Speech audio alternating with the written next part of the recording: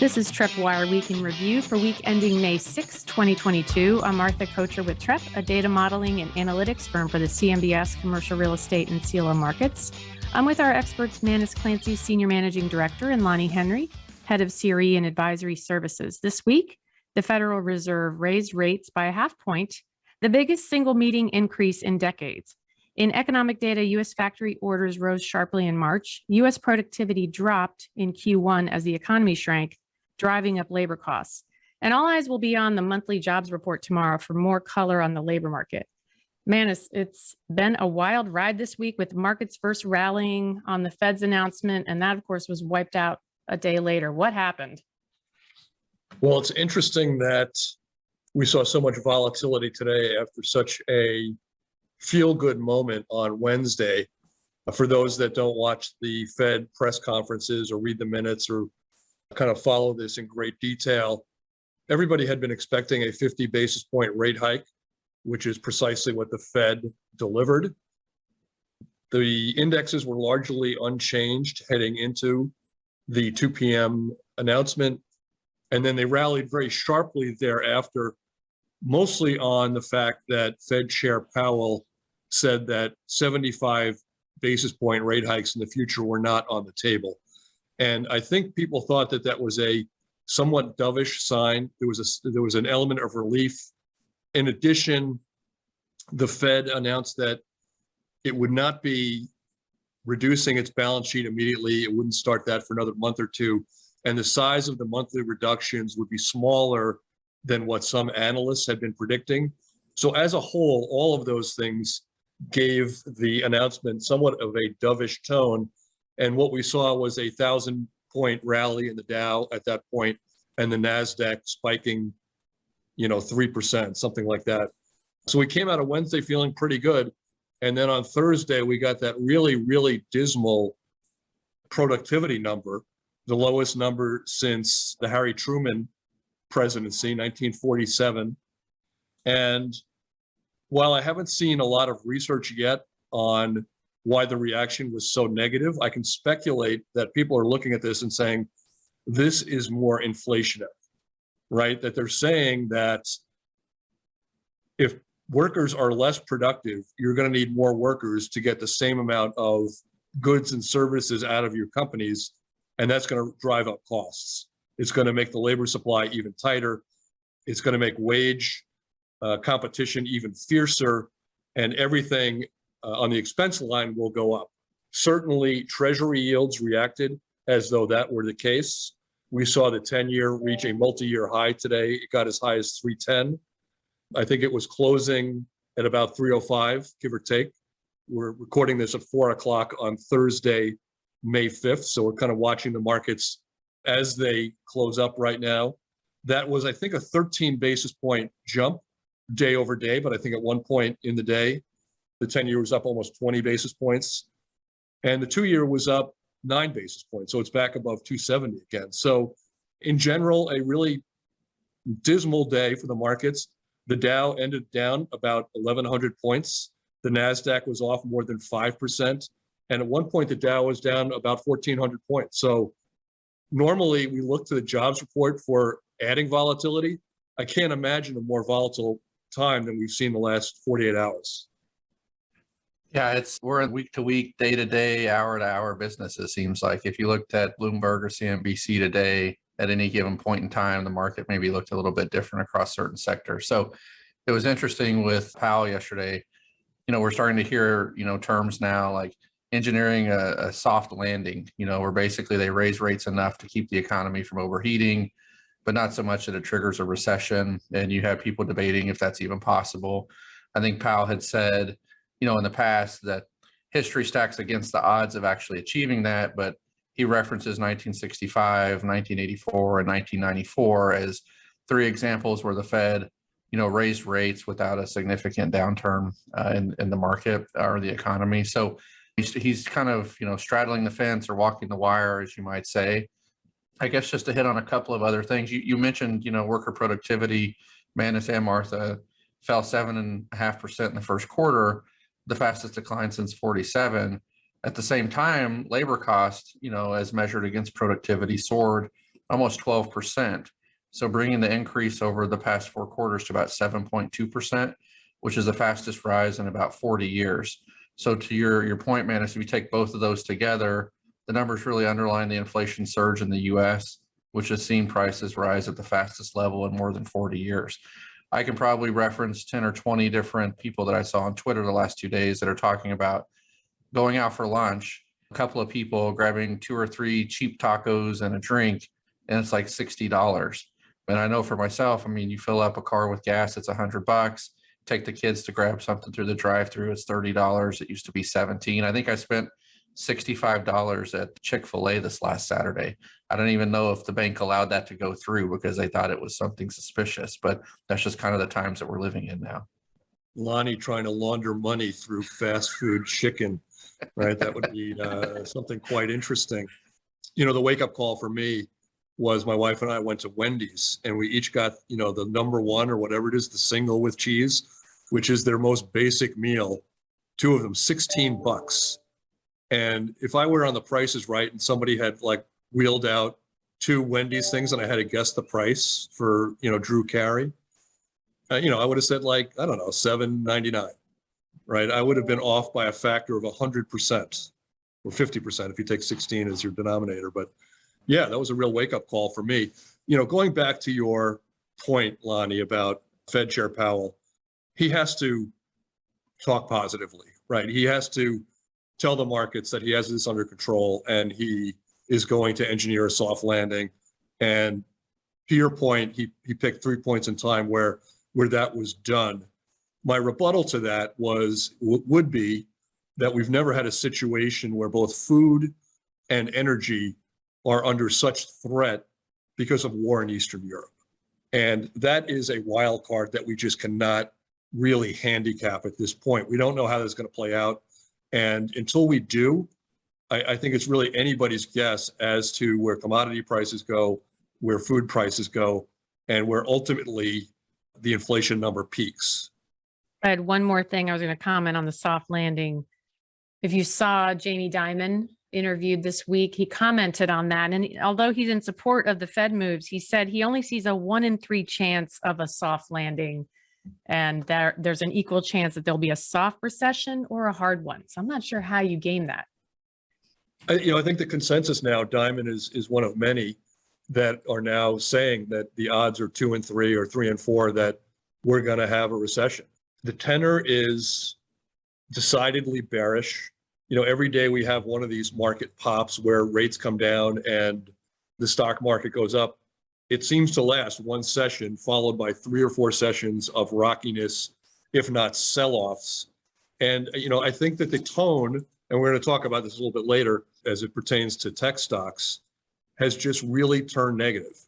And until something changes, peace in Eastern Europe, a ceasefire, evidence out of the US economy that is cooling off but not receding, I think this negative tenor, stays. You may see bear market bounces where people jump in and buy the dip. But by and large, I think that people believe that we have a lot more volatility coming at us than we have prosperity in the near term. Yeah, I would agree with that. I mean, I think whatever publications you read, the sentiment over the last couple of months has shifted from our perspective. It seems like people are preparing for, a downturn that we've maybe been predicting or hearing predicted for some time. But now math, logic, supply chains, oil, Ukraine, Russia, I mean, like you just add them up, it's all going to come to fruition at some point. It'll be interesting to see what happens. It's, Dimon, all these folks, they have to tread lightly. They want to keep the sentiment as high as they can, but they have to be somewhat realistic with what we're facing. Man, as you mentioned tech stocks, we spent some time last week in the pod talking about the various tech stocks that had reported earnings, and we kind of parsed through some of their call reports to figure out what the impact was to CRE. And there was a lot that came out about Amazon in the last few days, some good, some bad. Well, we recorded a week ago today, so Thursday, and Amazon came out with their earnings on Friday, so we really couldn't address it last week. But the announcement was really poorly received. The stock sold off 14% on Friday. And I have to credit longtime listener and frequent Twitter correspondent to us, Donut Shorts, for highlighting a couple of these things to me for both Amazon and for Meta/Facebook.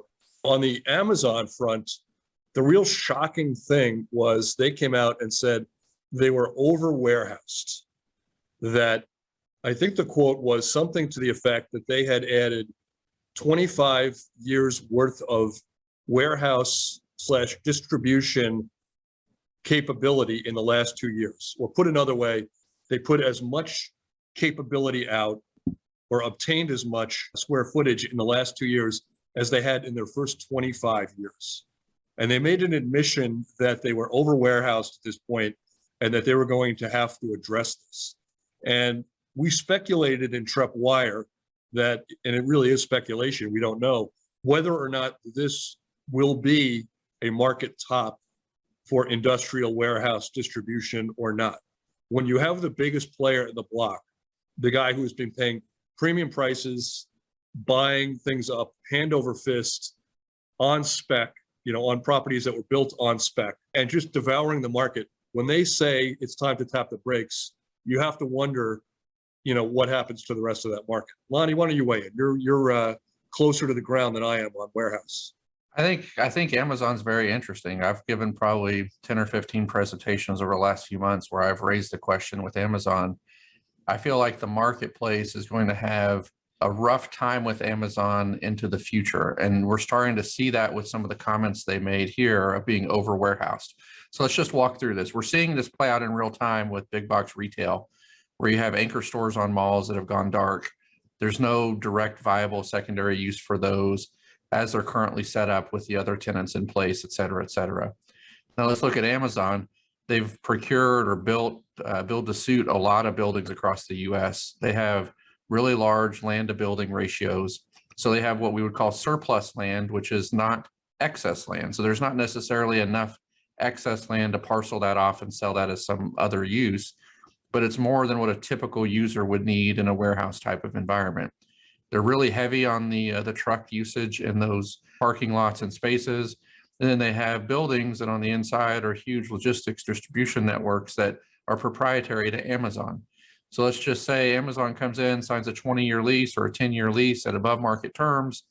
They require more land, more parking than anyone else in the market does. And they've done all this in a 2-year time frame. So those leases generally are going to expire about the same time.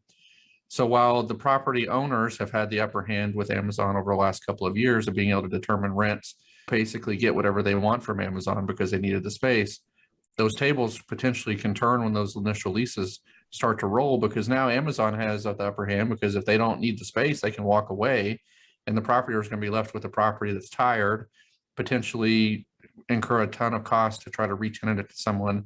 And I think it'll be very interesting to see. I mean, like, when you can summarize something saying we've added as much inventory in the last 2 years as we did the previous 25, that to me screams market imbalance. I mean, it'll be very interesting to see. I do think with the pandemic, there's been a lot of shift to last mile distribution. Amazon's not the only player there. There's certainly other people that are doing that as a strategic play, but at the scale and scope, and for the reasons I mentioned of Amazon being a little bit unique within that space, I think you could definitely start to see some of these things raising a little bit of a red flag. So let's ask you to put a stake in the ground, Lonnie. May 5th, 2022. Does this represent a near-term market top or bottom, if you will, for cap rates in the industrial space, or is there more room to run? Yeah, I think industrial holistically, there's probably still more room to run. So I think supply chain, last mile distribution, e-commerce, like those things that are like driving the retail market are not going to change overnight. And Amazon, while they're the biggest player, still on a percentage basis represent a very small, number of the overall industrial space in the US. So I think Class B industrial across the US probably has a lot more runway left. But I think for these large scale, brand new, state of the art, build to suit type of Class A structures where Amazon's going to come in and take down 1 million square foot, we're definitely going to see a transition away from that. And it'll be interesting. If you drive through Austin, Dallas, Fort Worth, any of these large markets in the South, you can't go too many miles without seeing a new Amazon building being built those last couple of years. So when that supply dries up, does that increase some of the downward pressure on some of these other existing industrial facilities where actually the rent increases and vacancy becomes even tighter. So a couple more points on Amazon. On the over warehouse, I should point out that one of their executives said that they did believe that they would grow into it over time, but it would take a little bit of time for that to take place. I'll throw out two more things about Amazon that came out this week. On the good side, on the green shoot side, even though they claim to be over warehoused, they did sign 3 massive office leases recently. The story comes from Commercial Observer. The firm signed leases in San Diego, Santa Monica, and Los Angeles. And if I'm not mistaken, I think they totaled about 500,000 square feet in those areas. So still, it seems like ample demand for office space for Amazon. On the other side of the coin, you could take this as maybe a mixed green. This comes from, I think, the Pittsburgh Business Times. I'll have to go back and check. Amazon is eyeing Century 3 Mall and or the Gallery at Pittsburgh Mills, 2 malls that have struggled. They both once backed CMBS, both had big tenant departures and big vacancies. Amazon is looking at those potentially for distribution centers. Why do I call this one mixed green? Well, on the positive side, they do want to have a distribution center in that area, which is evidence that, they still have demand that they want in certain parts of the country. However, the crabgrass part of it is they were originally thinking about building new. One of the types of properties that Lonnie was describing before, build to suit and so forth. And now they're changing it perhaps to save a few pennies to go with something that already exists and capitalize off that and save some money. So that's one thing to watch, and that kind of closes out what I have on Amazon. And let me give you that. That was the Post-Gazette story, by the way, on those 2 malls. We talked last week quite a bit on Meta, and we had some more news on that. So the headline for Meta, and again, another shout out to Donut Shorts for sending me this Bloomberg story, that Meta said that they were going to take steps to reduce their high-end executive pay employee count, right? That they were going to try to reduce headcount there. And what you think that goes hand in hand with is either a leveling off of the amount of office space that they need around the US and or a reduction of office space. Just like Amazon has been a huge consumer of industrial, Facebook has been an enormous consumer of office space around the US, including about 800,000 square feet near Madison Square Garden in Midtown Manhattan. And this is another tech type story to watch. Does this kind of evidence a market demand cap for Facebook for office space around the US? Time will tell. Again, we're just speculating, but something for CRE investors to watch. Yeah, I wish I had more to add to this, but I'm a little perplexed with the Meta and some of these other large tech firms, because they keep signing leases, keep buying buildings, but then they're making statements in the public about potentially cutting headcount or cost. And so it's we'll see what happens with this. This is a wait and see for sure. I was reading the New York Post today, and they had a story about a woman that went on a blind date in the metaverse. And she was describing it, how it went talking to somebody when you're not looking at a real bartender, you're looking at an avatar. And when you're looking across, not at a human being, but at some kind of cartoon version of that person. And, it just made me think, Martha and Lonnie, how would you guys have done in the singles scene back in the day if you had the metaverse to fall back on? Would you guys have had more game? What do you think? Yeah. Makes no sense to me. Yeah, no, I didn't have game in real life. I wouldn't have had game in the metaverse. I guess the only benefit maybe in the metaverse is like if the other person's not into you, do they just turn their headset off and then it's over? Like there's no awkward, hey, I have to go to the restroom, and then they don't come back. Like they just turn off their VR headset or something. Like I don't know anything about that. Yeah, no, I'm not sure how it works. Turning to our delinquency rate, we released the report today, I believe, and had some interesting takeaways about the lodging sector. The lodging continues to grind better. We're going to talk a little bit more about this later with some transactions that we've seen. But, month after month, it seems like a broken record for us in a good way. So what does a what is a good broken record? An extra wide vinyl or something that, can never possibly break. It can't bend or scratch, right? So 21 out of the last 22 months, we've seen the delinquency rate fall. We saw another 50 plus basis point drop in the lodging rate. We're now in the low sixes there, if I'm not mistaken.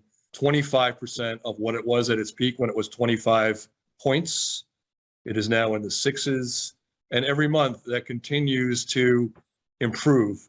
On that level, to that point, I had Squawk Box on in the car the other day. With the beauty of Sirius XM is you can get TV in your car and listen to Squawk Box when you're driving around.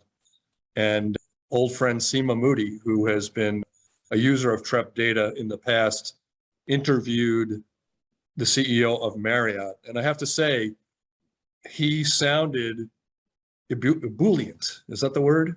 Incredibly enthusiastic. That is the word. Bubbly. That is the word? Yeah.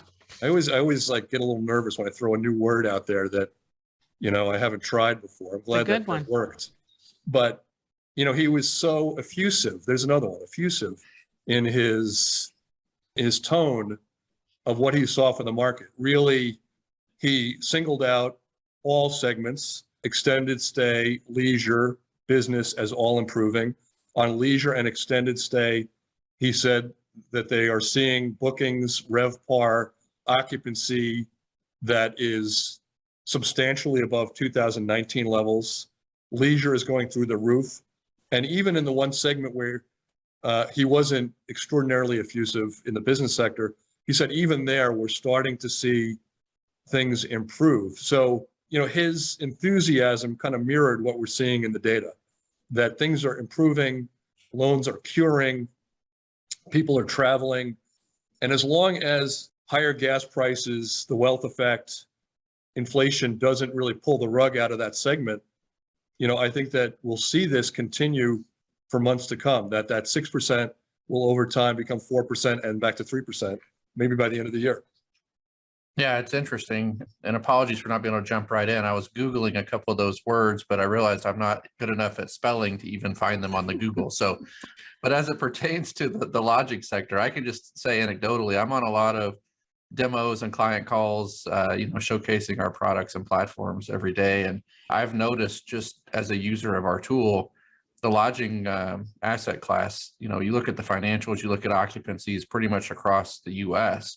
Last year at this time, you'd see occupancies in that 30 to 45% range. Pre-COVID, they were at 60 to 70%, and almost without fail, most of the hotels that you pull up now are back in that 60+% occupancy range. So, we're actually seeing, not just less delinquency, but really just pre-pandemic type of performance numbers as well, both in terms of revenue and occupancy. And, part of that I think we're seeing is they felt the brunt of this because it's a day-to-day business, and now they're getting the benefit of being a day-to-day business. So some of these inflationary pressures that these other operators are facing with longer-term leases, they can't really raise the rent or absorb some of that. And with hotels, they effectively reprice on a nightly basis. So that's really great news across the lodging sector, and it's been good to see. I was in California last week, and all of the hotels were booked, and they said they had been that way for some time. Leisure travel out there seems to have picked up significantly. Well, I've said this before on the podcast, and I'll say it again. I am much more comfortable being a man of little words. You get beyond 2 syllables and, I really have no game whatsoever. So, little words. That might be the words. last time you hear ebullient or effusive on the podcast. We'll have to see. Well, what's funny is when you said Boolean, I was thinking of Boolean search on the SEC Edgar website. Ebullient with an E. I'll spell it for you later on. Send it to you. So before we get into some of the property sector news, we did want to take a moment and talk about interest-only bonds. It was a question that came in from one of our Twitter followers, and we had promised to talk about the last couple of weeks and ran out of time. So we were going to push it to the top. So I had said 2 or 3 weeks ago that in this environment, if I were a money manager and I was looking to get excess spread or excess return or just, beat the index, so to speak, I would be a buyer of interest-only bonds.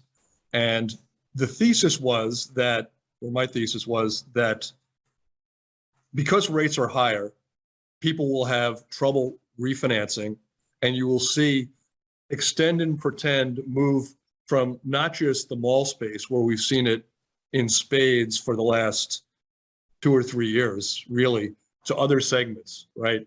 Marginal or cuspy office properties, non-mall retail, hotels saying to the special servicer, we need another 12 months to refinance. These are DSCRs in there, we're not back. And why would the IO benefit from that? So a quick education 101 for this. The way the IO works is when CMBS issuers make a pool of loans, they are profiting from the spread between the loan rate and the bond rate. So let's say every loan that you make in a 2017 deal was 4%, and every bond had a weighted average coupon of 3%. There's a 1% spread in there that is the profit of the issuer.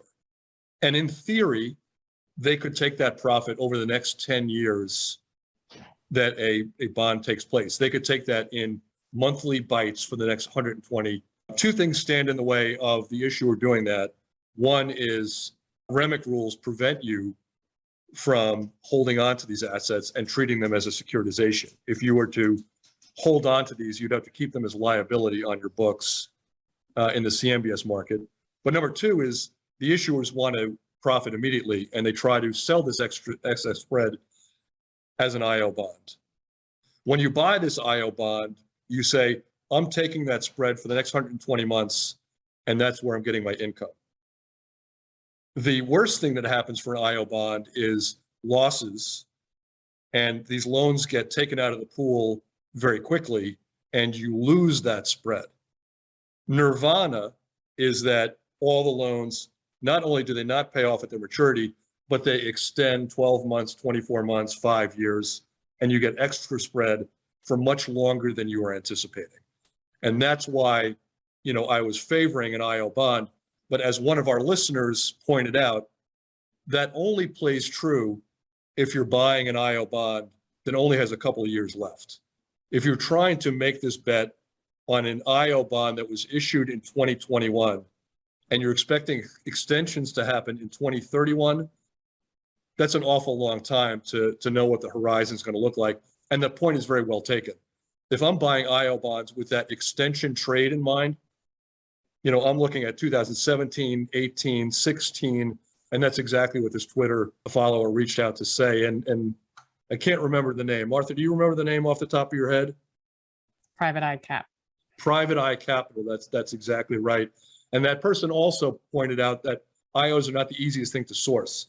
A lot of times they are buy and hold, and getting them in bulk is not easy. So hopefully there's some education there. Hopefully we didn't lose half our listener base as I got into some deep inside baseball. I know Lonnie's nodding off over there.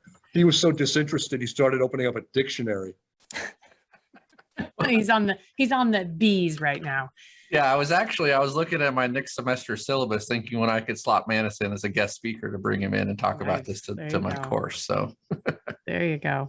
And if I was too droney there, I apologize. But if I wasn't droney enough and you have more questions, certainly reach out to us at podcast@trepp.com, and I can give you more color on what we're talking about, if for you insomniacs out there.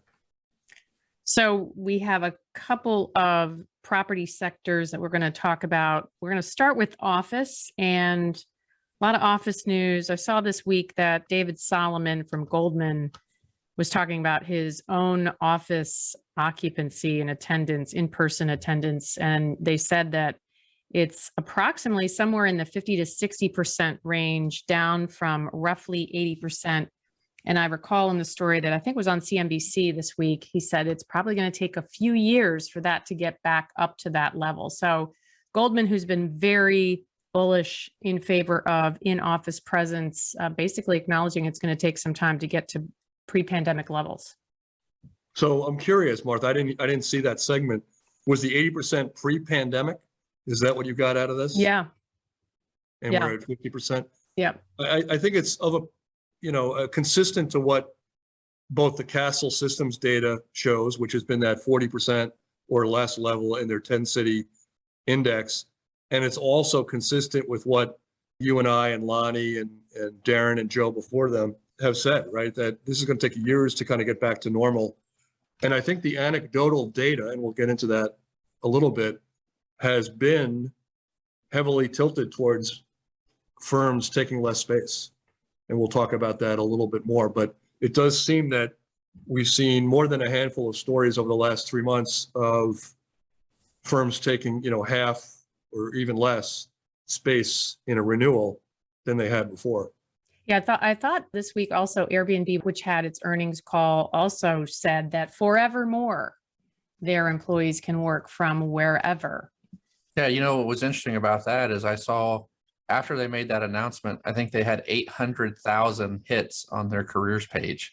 Wow. And so it just kind of quantifies like what the desire is from the working folks to potentially be able to work remote wherever they want to. So, they've been a beneficiary of this whole work remotely model. Oh, 100%. Yeah. It's basically stood up an entire asset class. I mean, Airbnb was a concept pre-COVID that, was kind of getting traction and taking off. And then now this is accelerated. If you do any time on the real estate Twitter, I mean, there's a whole subset of users that are short-term rental aficionados, and there's whole businesses built around that. It's pretty interesting when you start looking at it. Before I throw my resume in there, I'm going to hold out for not just work from home, but a couple of vouchers so that when I take my family on vacation, I can save a few shekels on the lodging costs. You're probably not alone.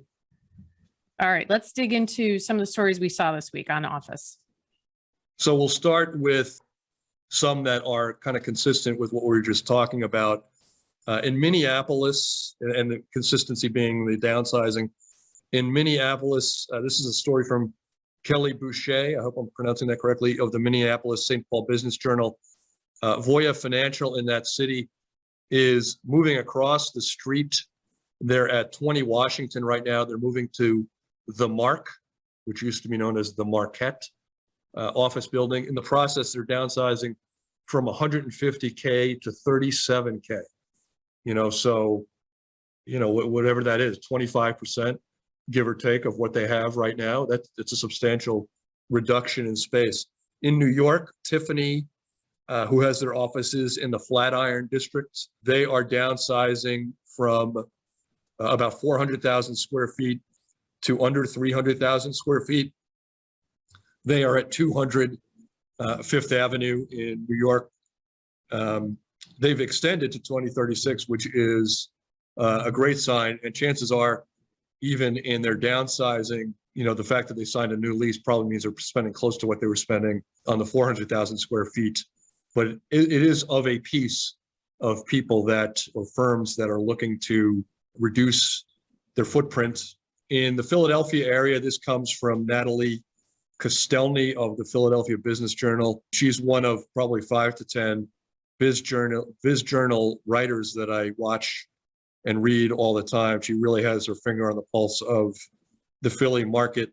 Their tax software maker, Vertex, which signed a lease only a couple of years ago, is already signaling that they want to reduce their Philadelphia area office space. They're in the suburbs. They're at 2301 Renaissance Boulevard. That address backs a $29 million CMBS loan. The firm is the only tenant on a nearly 200,000 square foot office in the King of Prussia. And they're already signaling that when that lease is up in 2028 or sooner, they'd like to reduce their office footprint. So I would put all of these in kind of the crabgrass subcategory, that not great news for landlords. I will put up two green shoots, one that came out today. This is from the Charlotte Business Journal. Robinson Bradshaw, one of Charlotte's biggest law firms, signed a 15-year lease to anchor a new project in Legacy Union. That Legacy Union project also has attracted, I believe, Bank of America or Wells Fargo, one or the other, and a couple of other law firms there. Why did this interest me? Well, anytime you see a law firm taking more than 100,000 square feet in this market, that's a sizable chunk of space. and good for the developers there. And lastly, in Cambridge, nobody is going to shed any tears for the owners of this particular building, considering how well the Cambridge market has done. But at One Memorial Drive, InterSystems announced it will be moving from that 410,000 square foot building. They have a lease which runs until 2028. They make up 63% of the building. They're moving to 1 Congress Street, which is a new development in Boston. Why did this one get my attention? Well, mostly because I expect this to be empty for all of about 15 minutes. The market is so tight in Cambridge, as our friend Matthew Osborne told us, that this thing will be scooped up in no time. The firm InterSystems has 60% of the space, pays 62% of the rent, and has a termination option in 2025. The property backs $300 million in A-note debt and about $115 million in B-note debt, all of which has found its way into CMBS. Yeah, so that's a lot of office that we covered there. Let me take it back for just 2 comments, Manus, on the Voya Financial going from 150,000 square feet to 37,000 square feet. Do you think the office manager comes in one day and tells the staff, like, hey, we're moving and don't worry, it's going to be close, it's right across the street. You know, the only downturn is you get to bring 1 pen and a mouse that fits in your pocket, because we're going from 150,000 square foot to 37,000 square foot. Well, it must have been 18 months ago or 2 years ago that Martha and I talked about that every now and then you'd have kind of like a friend without a filter, and you invite them for dinner and they say, who else is coming? It's just kind of the worst question you could ask somebody who's trying to, like looking a gift horse in the mouth. But I imagine these things where the office manager says, you know, we're going hybrid, you're coming in 2 days a week. And the person says, well, I want to come in Monday and Tuesday, but I want to know who else is coming in on Monday and Tuesday. Is it the fun bunch, or is it like the Soggy sisters that are just kind of sad and, down in the mouth every day? I don't know. But can you see that? Like the office manager have to have all these conversations over and over again, like, oh, don't make me, Yeah. You don't get a desk. Don't bother coming in. Exactly. Yeah. It's like going to Fenway Park and you have standing room only tickets, like, oh yeah, you got to take your laptop to that high rise bar over there and stand up all day and work next to 7 other people. The other thing I was going to say is, like Tiffany and Co., to try to make this a positive story. If you're the building owner and they're extending their lease till 2036 and they've, downsized on the square footage from 400,000 to 287, and you think maybe market rents have bottomed out, having that other, 100,000+ square foot of available space, if rents are going to increase over the term, maybe isn't a bad thing for you. Like there may be a little bit of a hedge there where you have some upside if the market turns and rents start to go up. We've talked a little bit around Austin and a few of these other tech hubs where they're super concentrated on long-term tenant leases with tech tenants. Having a diversified tenant roster, lease expirations that aren't, coterminous in terms of rollover, like there might be some potential upside, supposing that rental rates, maybe have hit the bottom and start to come back up at some point in the near future. So let's turn to retail. A couple of weeks ago, we talked about the company Unibail Rodamco Westfield, which is a mall owner in Paris that was going to be pulling up stakes and shedding about 29 U.S. properties. Apparently this week that generated some stories and a lot of Twitter chatter about what that means, and a lot of discussion about, will investors see more defaults coming as a result? Yeah, the news came out a month or 2 ago that, the combo name Unibail Rodamco Westfield, which is Paris-based and an owner of about 36 U.S. properties, was going to look to shed them. The headline, which came from Bloomberg Quint, basically said that people are worried that they're not going to be able to sell these malls and eventually they will give the keys back.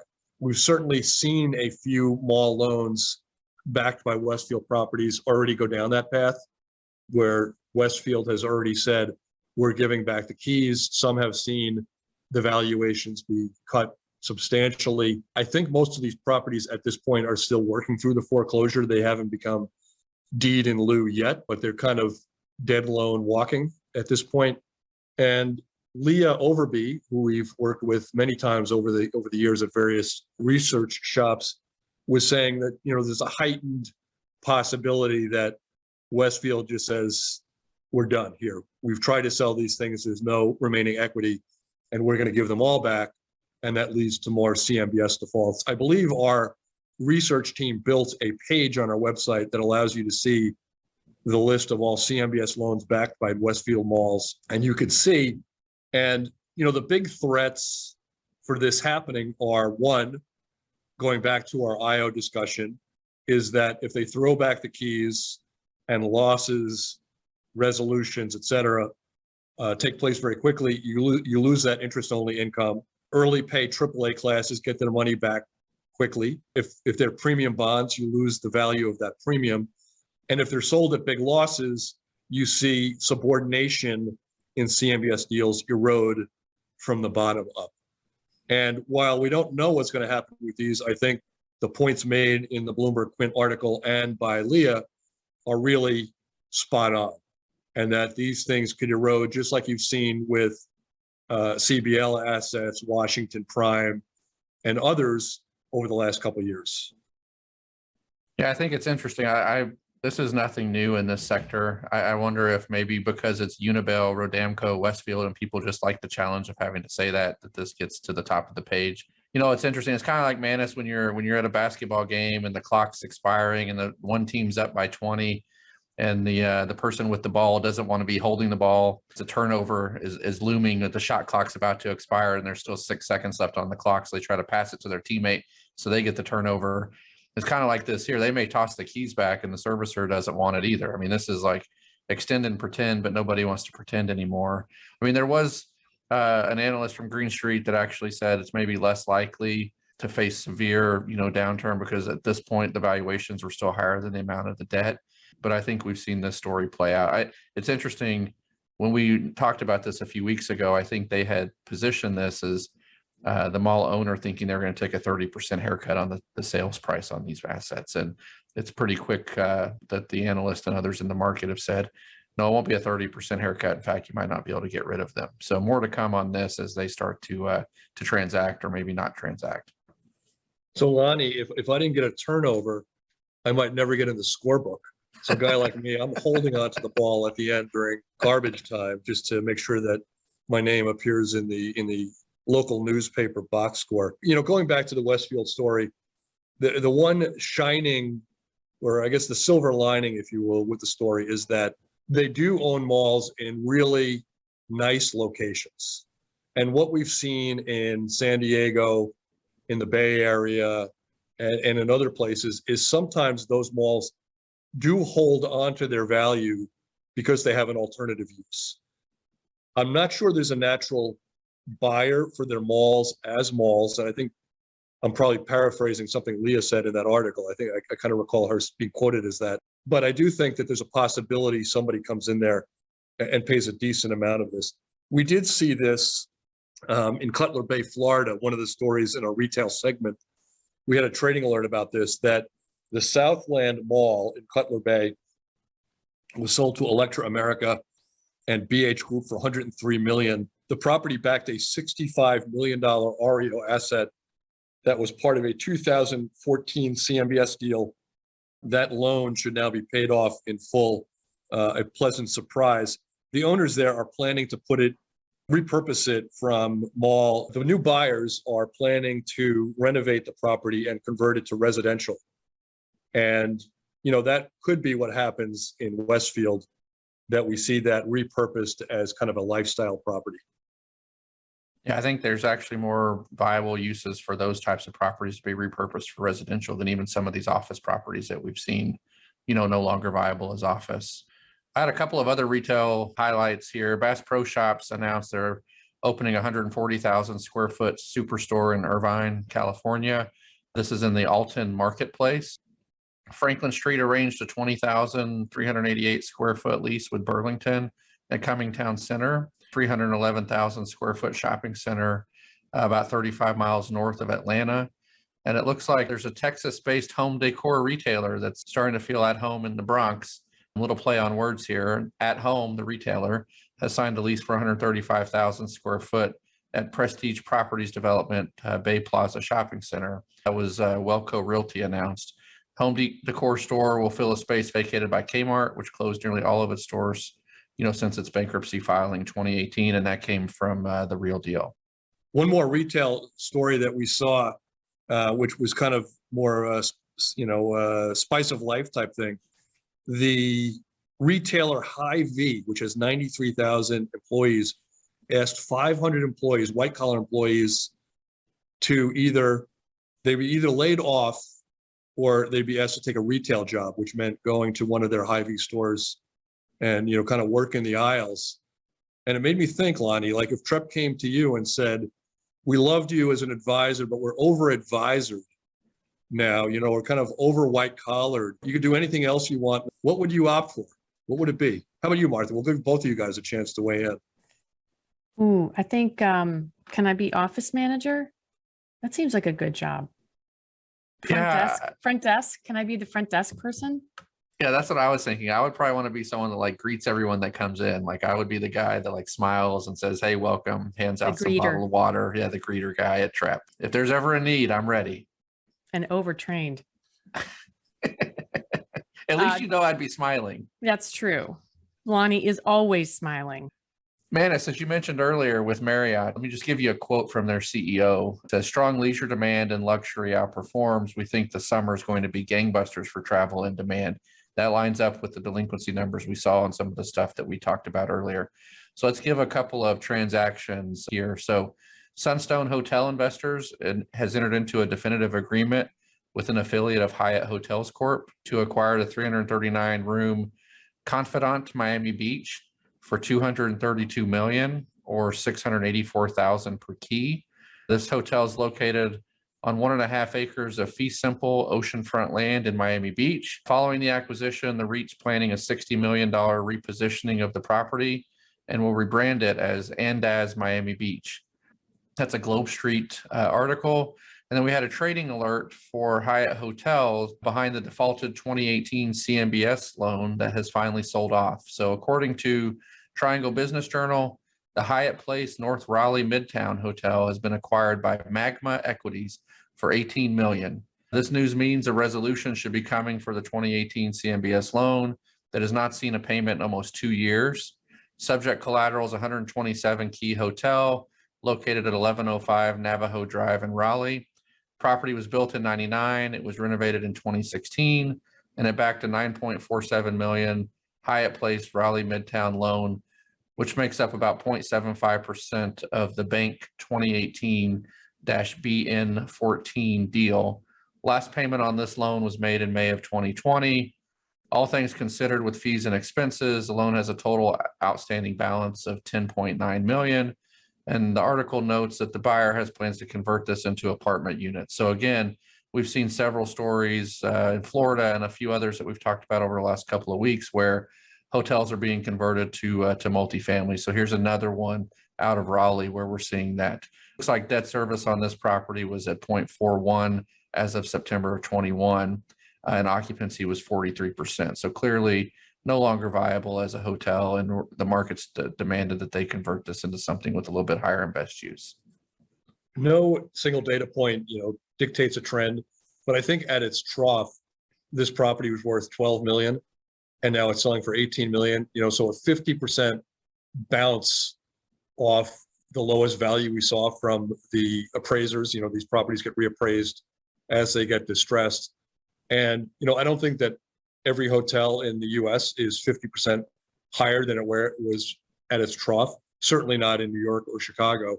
But I do think we've seen substantial value recovery in the last 6 to 12 months. And it wouldn't surprise me if the average, kind of leisure hotel is up 25% from its trough, a year ago. I think this actually speaks a little bit to the strength of the multifamily market. So you can buy a fledgling hotel and convert it to multifamily at a cost basis that's significantly less than buying an existing apartment complex or building from the ground up. So more to come on this in this sector, I think, over the next couple of months.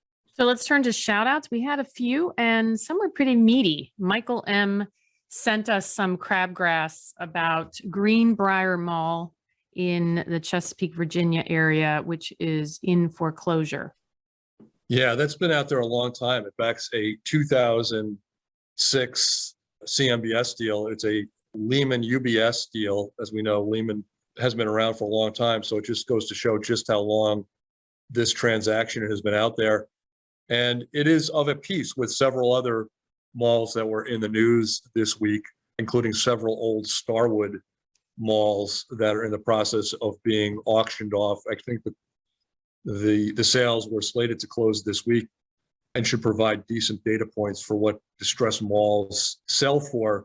But yeah, I mean, the legacy mall space, B's and C's, one of the few non-bright spots in the CRE market over the last year, whereas so much of the rest of it has either gone on fire and stayed on fire or has recovered from deep distress. The B and C mall space remains kind of bringing up the rear. And Bob C. and Yanni M. had some comments for us on Twitter. Layla K. loves listening to the podcast, requested our multifamily NOI report. Hudson H. also wanted to see that report and had some comments about the market. Jason J. same, loved Lonnie's suggestion about running the same analysis for CRE CLOs, Lonnie. So it should be on your list hopefully soon. It's in the pipeline. It's in the pipeline. Markets Junkie requested the defeasance example that we talked about. Joe M., our friend, sent us a email about copycatting us. Somebody put out a story with green shoots in the name of their report. Man, we should have trademarked it then. Yeah, I don't know. I've seen people walking around in green shoots, T-shirts, kind of like those Dunder Mifflin ones. I think that would be a wonderful thing, especially if it helped pad the old bank account. And Joe D., our Yankee Clipper, he told us we missed a big opportunity when we were talking about owners looking to buy Kohl's. What would Manus do now? And that was absolutely something we should have commented on. Well, I haven't spoken about Kohl's all that much lately, but for legacy listeners who are with us from the beginning, I talked many times about that as my go-to source for golf wear, office wear, really anything. And evening wear. I think my evening wear, wedding wear, the whole thing. Yeah. It's every occasion.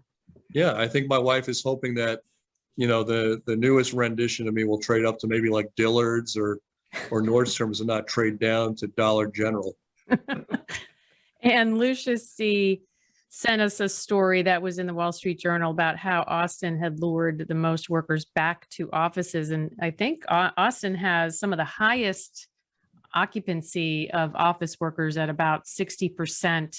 They last month cracked that threshold according to Castle Systems. So Lonnie, I don't know what you guys do down in Texas, but apparently everyone wants to go to work there. Yeah, we'll have to maybe get into this a little bit on maybe next week's pod, talk about some of the fundamentals there. And Hedgeye Reet on Twitter noted our mention on NOI. And Oz actually sent us some analysis. And we mentioned that Oz was on a pod a few weeks ago talking about his observations in the market. And he actually had some comments on housing affordability. We were talking about rising home prices and rates.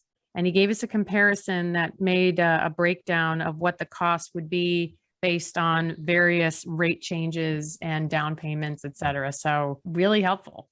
Yeah, if you look at it, just I know we're kind of running out here on the shout outs, but Oz, great work, my man. 20% down payment, $500,000 house in March of 21. Fast forward to increased price in March of 22 at 595, 20% down. 30-year mortgage rate at 2.875 in the 21 example, 5.125 in the 22. Net, you're looking at about a $932 a month difference in P&I payment for the borrower. So for all of the folks that are listening, contemplating buying single-family residential or wondering what the impacts are in real, cash dollar terms, pretty significant on a $595,000 house in today's interest rate environment. You're looking at about a $932 a month difference when compared to a same type property 2021. I might not be the only white collar guy going to Dollar General, it sounds like. A shout out to our own Haley Keene. She's actually on vacation So Haley, we often mention you in the podcast. We probably need to mention you more often because you are an important staple. You keep us from getting sued and complained and all kinds of things that probably will happen with your editing power. Hope you're enjoying your vacation. And if you're listening to this podcast, we miss you. Yeah, don't get any ideas, Haley. If you don't come back next week, we will find you and we will bring you back.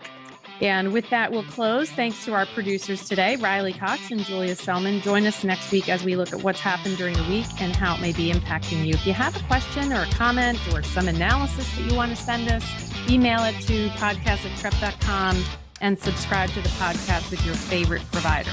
Thank you for listening and stay well. Let's go Rangers.